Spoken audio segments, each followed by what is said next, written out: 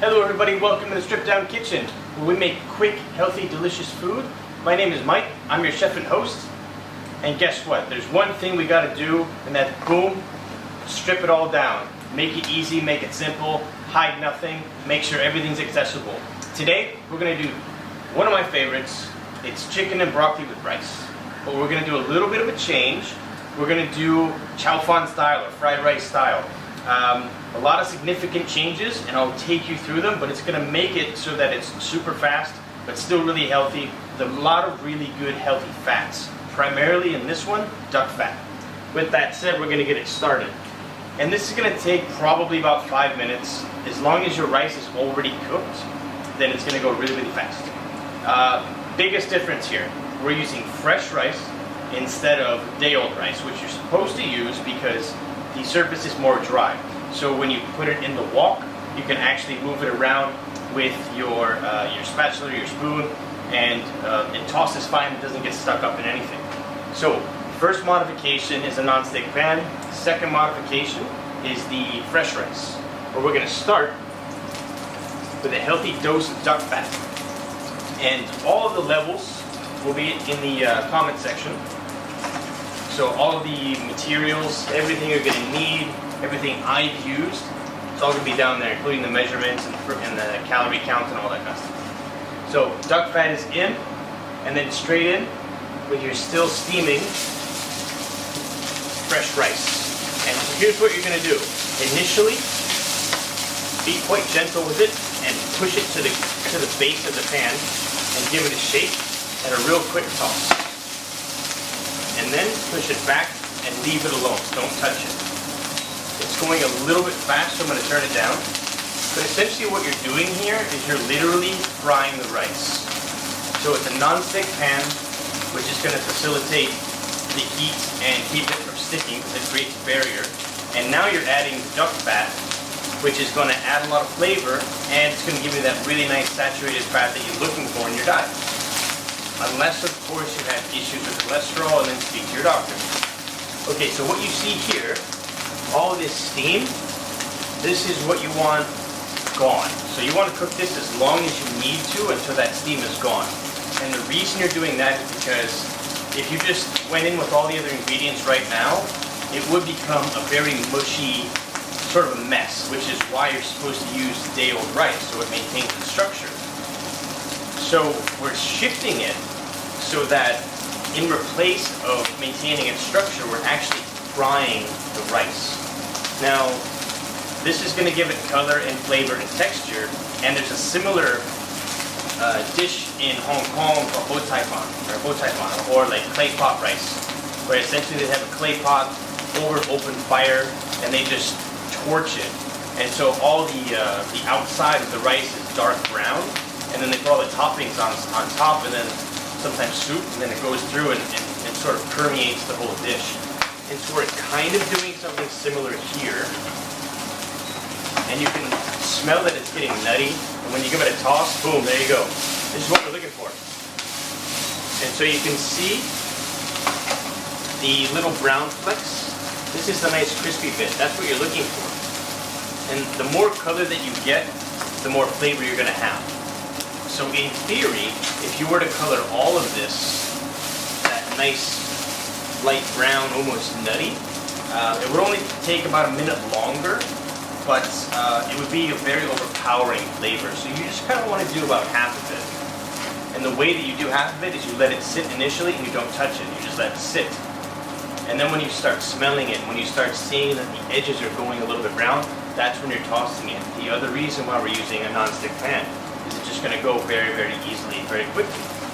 And so since I've turned it down, you can hear that it stopped sizzling.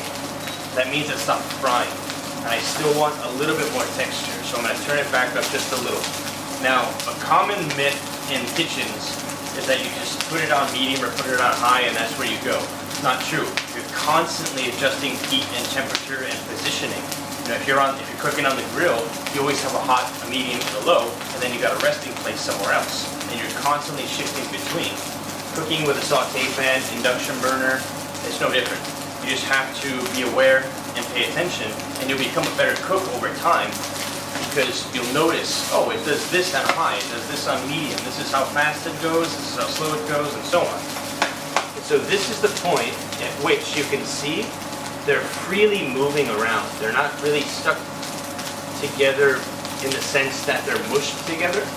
They're stuck together in the sense that there still is some starch here. But they've also, if you can see this one, for example, this piece right here is stuck together because it's cooked together, it's nice and crispy, and that's what we want. Now, we add on top of the flavors. So right now it's just really literally fried rice, but you fried it in duck fat, so it's already got some flavor. What we're gonna do, I like to add a little bit of chili.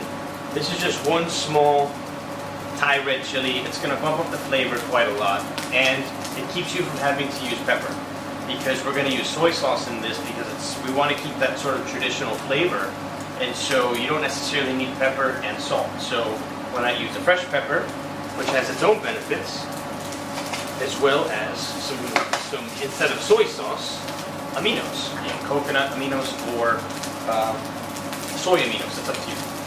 Next in is 100 grams of cooked chicken breast. This is 30 grams of protein. If you're going to use raw, you absolutely can, but you're going to look at 130 to 140 grams raw because it's going to cook away and then end up much smaller. So we still have it on medium to low. This is already cooked, so all we really need to do is heat everything through. So broccoli, already cooked. This was literally in my fridge. You know, that's why we're doing chicken and broccoli, because I had two cooked things. I didn't want to eat them by themselves because, you know, it's pretty unappealing. And so, okay, let's do a one-potter. Let's make chicken and rice, but let's do it fun. And so what we're going to do is get that heat back up, toss everything around, and make sure everything's sort of evenly distributed. And if you don't know how to do this, the tossing of the pan, don't worry about it. Just get 2 spoons, or just make sure you use a rubber spatula or a wooden spoon. Okay, so heat's going. Everything is, remember, already cooked. So now we're going to make the traditional part. Egg in the middle, and we're going to scramble it in the pan. Give it a toss, make nice small pieces. Boom, boom. Alright, now it's starting to resemble a nice traditional chow fan. And coconut aminos, about 5 to 10 grams. And then this one is my secret weapon, coriander leaf.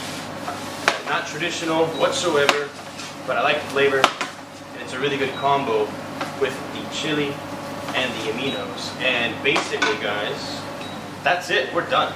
That literally took as long as it takes for you to get the desired color and texture of your rice. That's how long it takes. And then all we need to do from this point is plate it up. And we don't have to be fancy because it's just for us. We're just at home. This is a 5-minute dinner. I mean, you can't really make it much easier than this.